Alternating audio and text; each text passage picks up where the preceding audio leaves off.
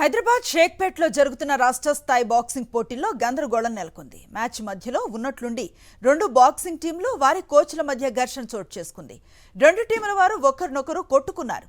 ఇద్దరు బాక్సర్ల మధ్య మ్యాచ్లో ఎంపైరింగ్ తప్పుడు నిర్ణయం తీసుకున్న కారణంగా అపజయం పాలయ్యామని ఆరోపిస్తూ దాడికి దిగింది ఓడిన టీం.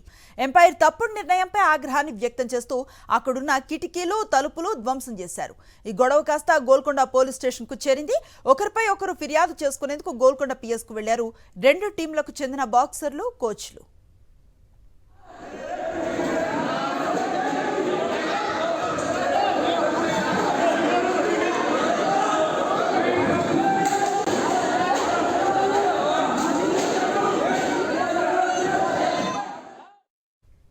ఇదే అంశంపై మరింత సమాచారం మా కరెస్పాండెంట్ సాయి కిరణ్ అందిస్తారు. సాయి కిరణ్.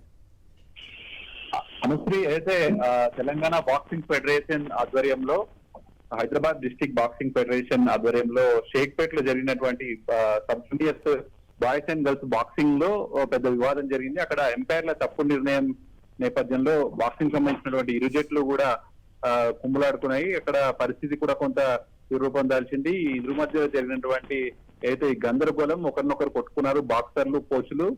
సో దీంతో తప్పుడు ఎంపైరింగ్ కారణంగానే ఓడిపోయామంటూ కూడా దాడికి దిగింది మరో టీం కూడా.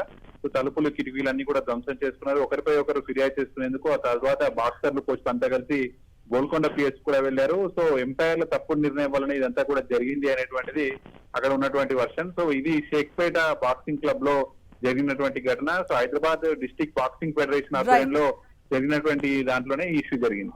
Right, thank you Sai Kiran.